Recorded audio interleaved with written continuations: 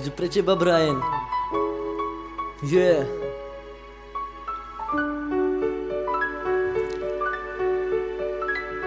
Veľa vecí.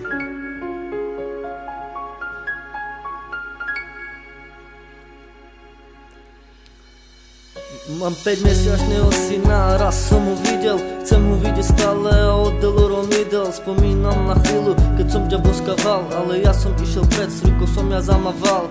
Prepáč mi, môj malý Brian, chcem, aby si bol zdravý, šťastný, zo srdca si prajem.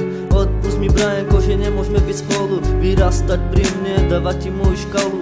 Si môj malý chlapček a oni pravdu nemajú. Chcem ťa vidieť, ale oni mi ťa pozrieť nedajú. Mám ťa stále v hlave a všetko ma to mrzí. Možno som bol tvrdohlavý alebo drzý. Ja som vôbec nečakal, že od teba prídem. No ty sa nemusíš bať, aj nelík môj raz a prídem. Ale toto všetko není moja vina. To tvoja mamička bola zrazu iná. Ešte si ani na svet nebola, už mala reči. No pochopil som slova, to všetko bolo keci. A to si prišiel na svet a to som ani nevedel. Až po 2 dňoch, jak tatko som sa dozvedela. Ani mi to nepovedala tvoja mama, že už mala teba, sa cítila byť jak dáma. Aj keď nie som pri tebe, stále budem tvoj deň.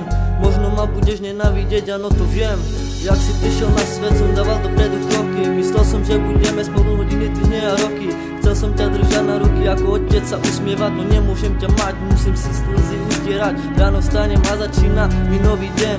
Áno, dorepujem pre môjho chlapca, dobrý deň. Moje srdce ma tlačí, moje srdce ma bolí. Je mi to ľúto, Brian, hovorím znova sorry. Snažím sa dávať stále čo najviac krokov. Prežívam ťažký život, no mám len 16 rokov.